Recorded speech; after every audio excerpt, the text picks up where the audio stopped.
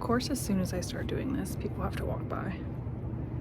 Hey, how y'all doing? Hello guys, and welcome back to the Bree is Okay YouTube channel.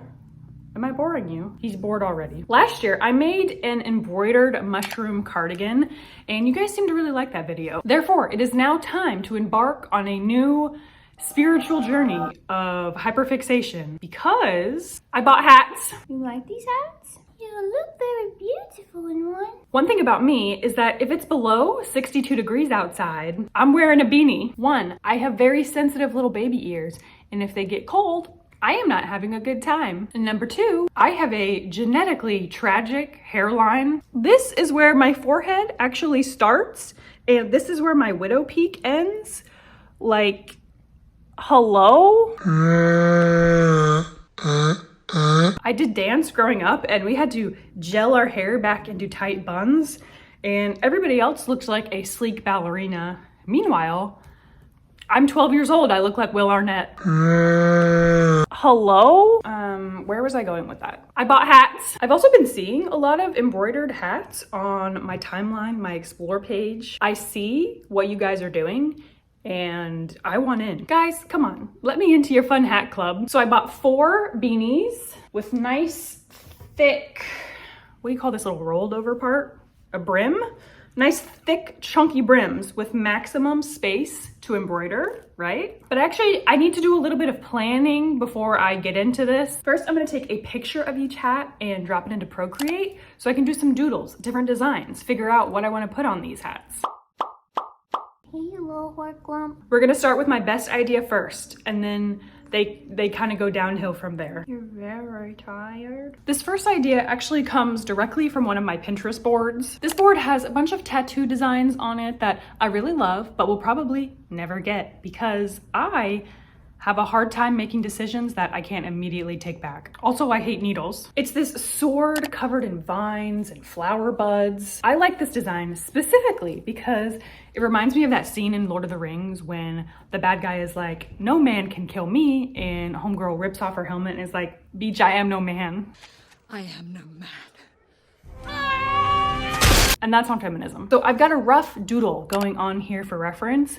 I think it looks pretty sick. I would wear that. I like it. I've also noted the colors that I've used here in this design, so I know what to look for when I go yarn shopping. I'm also gonna try to keep the other designs in the same color palette to limit the amount of colors that I need to buy in yarn. Idea number 2. I thought it would be fun to recreate one of my past clay creatures I've made on this channel. Do it in a new medium, you know, from clay to yarn. And my favorite creature that I've made is the mushroom orca whale. He was a really magical little guy. So let's put him on a hat. Here is my sketch. I'm filling in the colors, adding some details, deciding I didn't like the body shape I drew initially, drawing him all over again in a new pose, but I'm happy with what we've ended up with. I can work with this. For hat number 3, I wanna do something kind of spooky, autumnal, as that is my general vibe.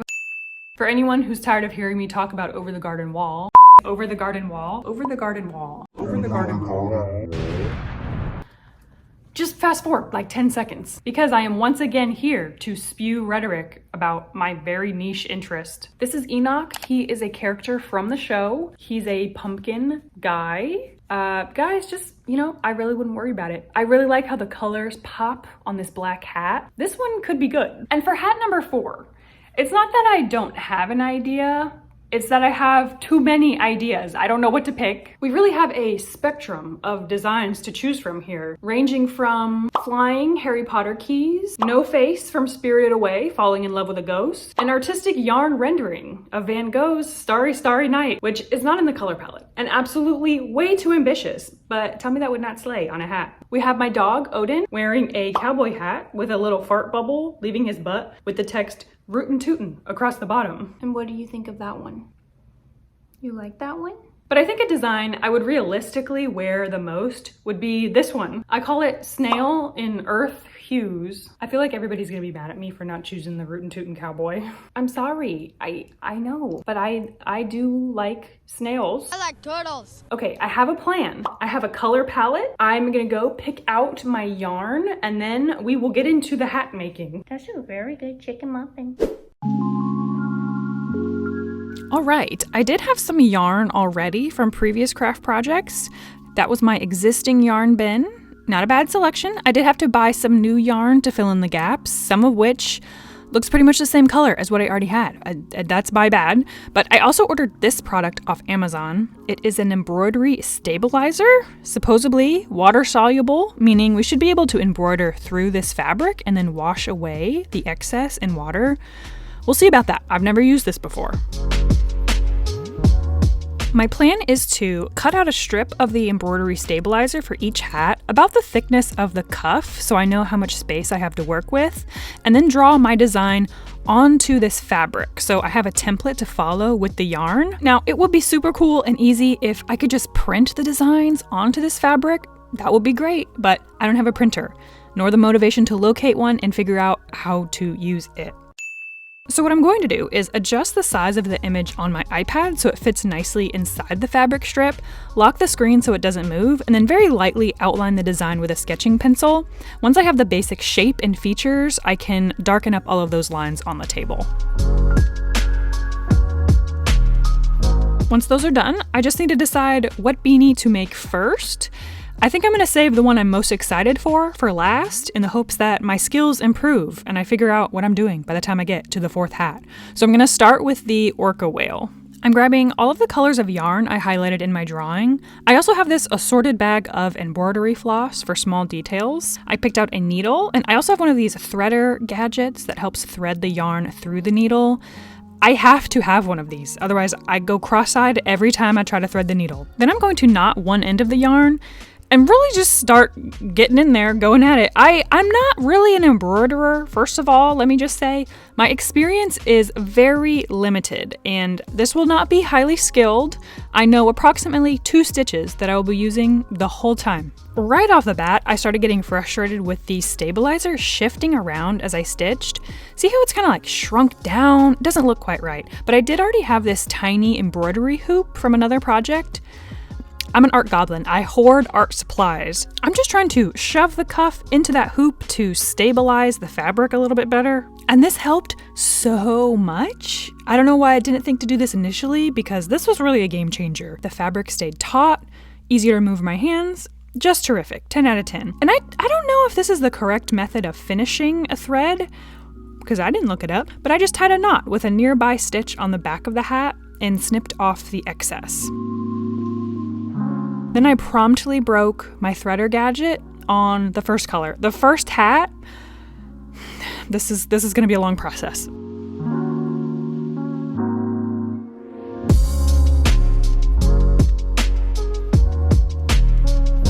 The stitch I'm using to outline and fill everything in is called a vine stitch. Is that the proper stitch for this? Who's to say? I filled in the moss on his back using the dark green, and then I'm using the light green and doing a different stitch on top of that to try to give a more of a mossy texture.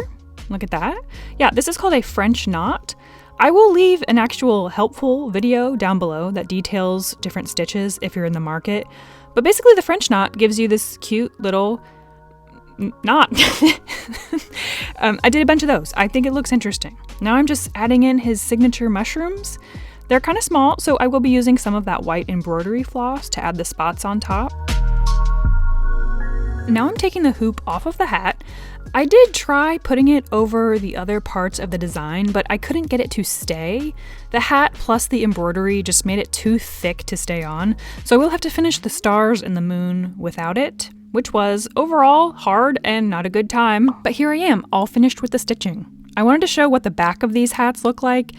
It's not pretty, but you're not going to see it, so it doesn't really matter. This yellow yarn was especially difficult to work with. See, when I picked out all the yarn, I didn't go by a specific fiber style. I just picked out whatever looked pretty to me. But now I have since learned that there are better yarns for different types of projects. This yellow one, you see, it looks wound together, but when you actually start working with it, the threads immediately start to separate. This is bad. This is no fun to embroider.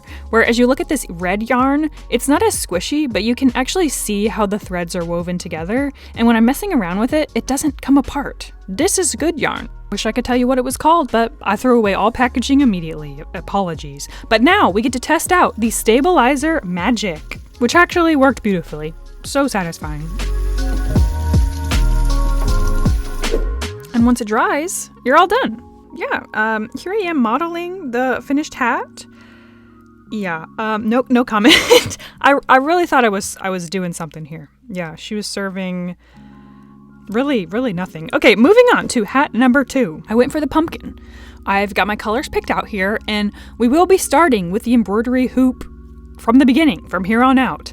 I'm gonna start doing the facial features first and work my way out from there. I don't know if this was the right call, to be honest. I think I probably should have done the opposite, but hey, we're just going for it. I will use some black embroidery floss to outline his teeth, but the rest will be in yarn. I was kind of worried at this point that it wouldn't turn out how I envisioned because it was looking, well, not God-honoring.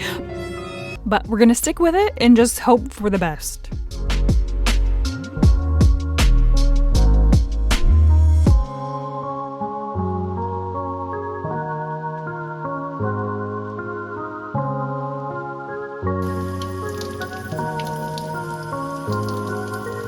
I actually think it turned out kind of cool. Is it weird and unsettling? For sure, 100%. But I like weird and unsettling. I myself am strange and unusual. Catch me in this hat all October. All right, moving on to hat number 3, Mr. Snail, which ended up being the design I was most intimidated about because it had the most colors, the most shading in the drawing. I actually think I went too far. I tried being more intentional with the direction of my stitching for this one, making them all go in the same direction, especially on the shell to get that nice satisfying spiral look. I outlined the body of the snail and then filled that in, added my other colors in for the shading. Then I thought it would be a good idea to outline the whole thing in a darker color. I don't know, that's how it looked in the drawing. I thought it would make it pop more. I'm not mad about it. What I am mad about is that I got too heavy-handed on the antenna area.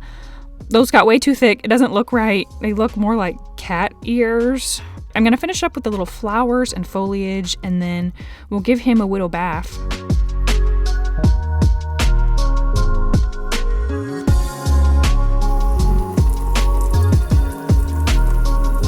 Here is our finished snail friend.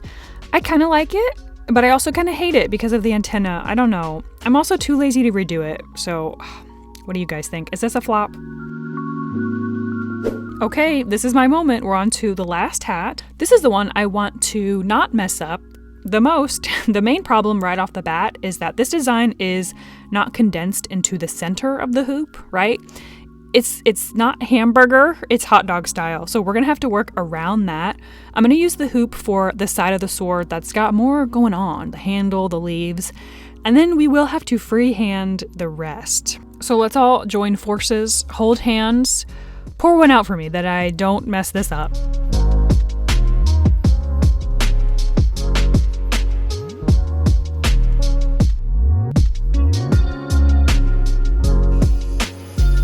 Overall, I think I did a decent job. I can tell the sword is slightly crooked, points up to the left a little bit, but I did my best and you can't really tell when it's on my head, so that's good. I also attempted to embroider the words, "I am no man," on the back of the beanie in kind of a scrolly cursive script. Is it legible? Not really, but I know what it says. And if you can read it, you're probably too close to me anyways. All right, that about does it. Let me know, which hat is your favorite? Would you try this? Should I make more? Let me know, and I'll see you next time. Bye.